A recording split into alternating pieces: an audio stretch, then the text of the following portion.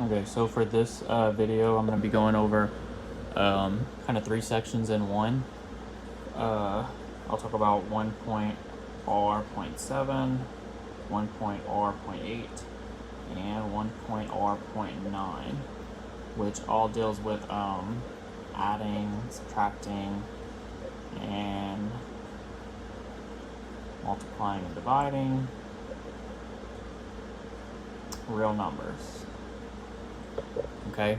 The reason I'm going to go over it kind of all in one is because a lot of this for these sections you'll have a calculator for, so please be sure to use your calculator as much as you need. You'll have it for the test and you'll have it for all of the homework problems. So if any of the sign rules and stuff confuse you, just make sure that you're using that. I'm going to just go over some of the basics of like some of these rules for that. So let's just talk about like adding and subtracting first, just to remember like how some of the signs are going to work for this, since you are going to see some negatives and some positives involved with what's going to happen in this. Let's say we're talking about so these are our rules. If we have like signs, okay, so if we have the same sign and we're adding or subtracting, remember what's going to happen is that you're going to add the numbers together, okay, but you'll keep the same sign, so use the same sign. Like for example, if we have 3 plus 5, they're both positive, you add and keep them positive, so that would be a positive 8. If we have negative 2 plus negative 8, same kind of thing, these are both negative, so you're still going to add these together and you'll keep the same sign. This is also the same thing as negative 2 minus 8. So both of these things are the same thing. You may not see the plus sign, they may put it like this, or they may put it together as one. So it just kind of depends, but they're both the exact same thing. Negative 2 minus 8 is the same thing as negative 2 plus negative 8. Either way, you're going to get negative 10. So that's why we're keeping the same sign, and we're adding the two values of the numbers together. So 2 and 8 would add up to be 10. Okay? If they are opposite signs,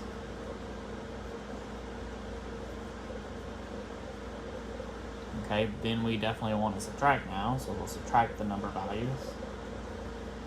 Okay, but this time it depends on which sign is on the larger number. So we want to use the sign of the larger number. So for example, if we would have negative 5 plus 10. Well, those are going to be opposites, so we're going to subtract 5 and 10. But you're going to keep the sign of whichever number has whichever number is larger, you want to take that sign. So 5 is smaller than 10, so you wouldn't have a negative, you would have a positive answer. So in this case, 10 minus 5 is 5, and we would keep it positive because the larger number is positive. Okay? If we had negative 11 plus 3, different situation. Now the bigger number is negative. We're still going to subtract 11 minus 3. That's going to be 8. But since the bigger number is negative in this case, we want to make it a negative 8. So negative 8 would be that answer. Again, a lot of this stuff you can type in the calculator. Now, since we're dealing with real numbers, what that means is they can be anything like decimals, fractions. So all of the fractions rules we learned on the last couple of sections, you want to take into account for this. Don't do anything different. But they may throw you some decimals into here. So just some extra examples to deal with that. If you have some decimals like 8.5 plus negative 17.3. Okay? Again, don't worry about figuring out how to add these decimals together. Usually the way you would do it is you would line them up and add them together, but you have a calculator, so use it. We just need to mainly know like some of the sign rules So if you're typing it in exactly like this into the calculator, that's fine. Or you can get rid of this double sign by doing 8.5 just minus 17.3. It might make it a little bit easier to look at than having all of this double sign stuff. So a positive and a negative really is just like a minus. Okay? So 8.5 minus 17.3. The bigger number is negative in this case, so we know our answer is going to be negative. And then 17.3 minus 8.5, again, you can do it in the calculator, would end up being 8.8. So that's what you would type into Halls. Okay, negative 8.8. It doesn't necessarily matter how many of these you have. Like, we can have 1.2 plus negative 8.2 plus negative 4.5. Okay? Doesn't matter how, as long as you're just doing it from left to right, then that's all good for that. That's how adding and subtracting works. You just go straight from left to right. So you would do the first two first, or you can type all of this into the calculator from left to right like it is. Okay. So in this case, we would want to type in our stuff for this. For sure, this number is going to be a bigger number than this one. So we're going to have a negative here. And then if we're adding two negatives, the answer is going to end up being a negative. Okay, so in this case, we would get a negative 11.5. Okay.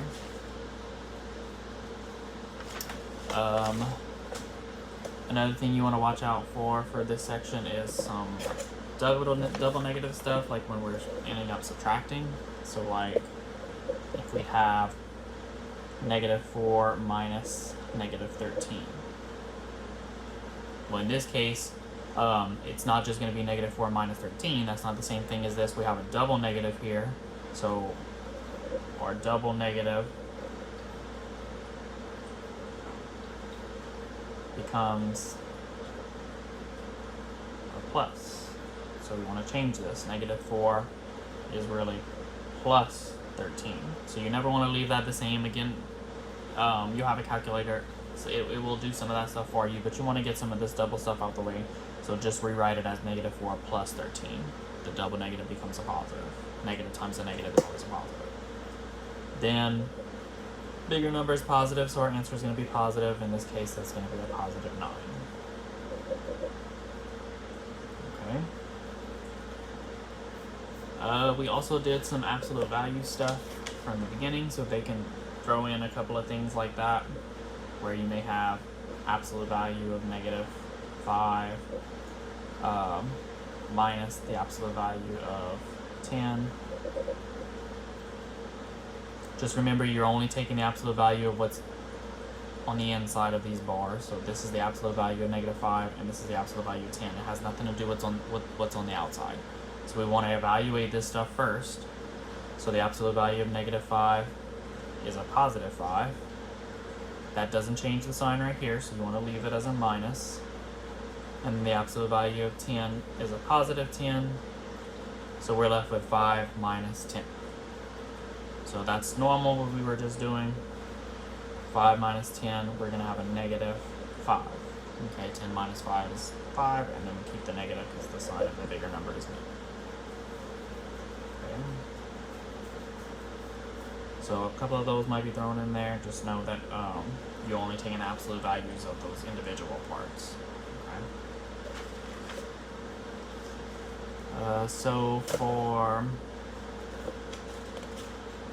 multiplying, it's a little bit of the opposite. So just make sure you're understanding that the rules are a little bit different. So you may have to kind of think about the signs a little bit differently, because with this, now whenever we're going to, so let's say these are our rules for this, whenever we're going to multiply or divide the same sign, so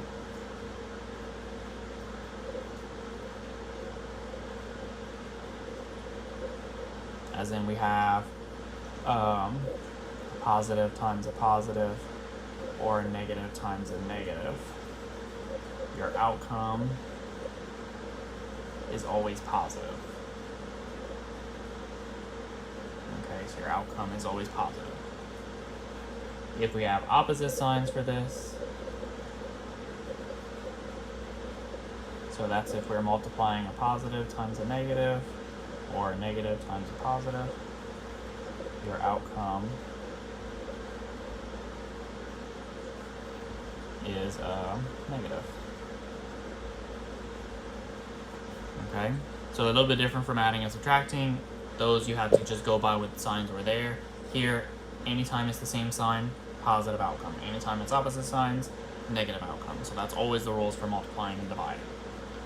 Okay, so basically, if we're looking at examples of that, like let's say we have negative 5 times 4 over 9. Okay, well, these will come up, even though it's a fraction, it's the same situation. We have a positive times a negative times a positive, so our answer is definitely going to be negative. And then remember, with fractions, you just multiply straight across. So this is like a 5 over 1. Negative 5 times 4 is negative 20. 1 times 9 is going to be 9. Okay? This whole fraction is negative, so you don't want to put it at the top and the bottom. Only put one part of it negative. Okay? Unless there was a negative at the bottom somewhere, but usually that won't happen. So negative 20 over 9. Simplify it if you can, but we can't simplify 20 and 9. Okay? So it doesn't matter, again, how many of this we have. Let's say we have 4 times negative 2 times negative 2. Again, you're going from left to right, so you can type this stuff in the calculator, or you can do it how it is, just 2 at a time. Like we know 4 times negative 2, that's a positive times a negative, so that's going to end up being a negative. 4 times 2 is negative 8. And then we would basically bring this down. Then negative 8 times negative 2, now we have a negative times a negative. So we'll end up getting a positive 16. Okay? So positive times a negative is negative. Negative times a negative is going to end up being positive. So that odd amount of negatives ends up keeping that, an even amount of negatives ends up keeping that positive right there. So positive 16. Okay? So this applies for division as well. It doesn't matter if you have division going on, like let's say we have negative 5.6 divided by 2. Remember, even though it's in a fraction form, that's still division. So if they're giving it to you like this, they may even say find the quotient or divide. So you want to do negative 5.6 divided by 2. Again, use the calculator. We know it's going to end up being a negative number. So we'll have negative 2.8. Okay? Just to show another way that they could write it, like with division, they could use the division sign, so they could have put this as negative 5.6 divided by 2. They could use that, but I've seen them do it in a different way, where they put like 1.6 divided by 81.76. So they may put it in this form as well to make it more like the long division form, but you don't have to do anything differently. Just know that what you're doing is you're taking the inside part and dividing it by the outside part. So this is the same thing as saying 81.76 divided by 1.6. So you want to take the outside and divide it by the inside. The inside and divide it by the outside. And then that way you would get, these are both positive, so you would end up getting 51.1. Okay. Now, just some of the rules that go along with this, just make sure you know that anything you multiply times 0 is going to end up being 0. So that's a common rule. Multiplying times 0 is always going to end up being 0. If you do division with 0 at the top, 0 divided by 5, that's also going to be 0. The only thing that you don't want to get confused with is if 0 is in the denominator. Like if we have 10 divided by 0, we can't have 0 in the denominator. So anytime this happens, we're going to have this as undefined. Okay, you can't divide anything by 0. So anything at the bottom of a fraction that has 0 is always undefined. If it would have been 10 divided by 0 written out in the other way, still undefined. 0 can only be at the top of the fraction. Okay, then it would be a 0. And then one other property to remember is anything times 1 is going to be itself. So like 12 times 1 is always 12. Except when it would be like a negative, like if we'd have negative 13 times 1, that's negative 13. Okay, so just remember those common properties with some of that multiplying and stuff too. Okay, so that's the gist of what's going on for those 3 sections right there.